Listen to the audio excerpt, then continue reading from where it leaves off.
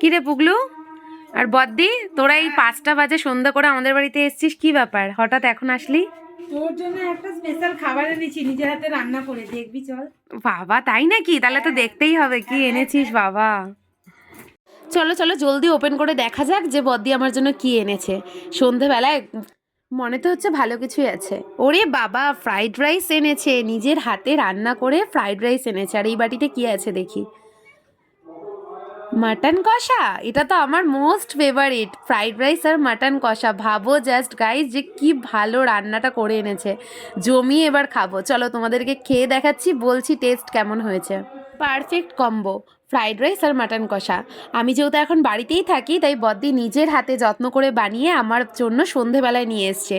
খাচ্ছি, বিশ্বাস করো রান্নাটা খুব ভালো হয়েছে। মাটন এমনিতেই আমার ফেভারিট, তো এত সুন্দর গ্রেভি দিয়ে ফ্রাইড রাইস মেখে খেতে দারুণ লাগছিল। চলো বন্ধুরা, আজকের মতো টাটা। নেক্সট ভিডিওর জন্য আমার সাথে থাকো, আমার চ্যানেলটাকে সাবস্ক্রাইব করে দিও, লাইক কমেন্ট শেয়ার অবশ্যই করে দিও।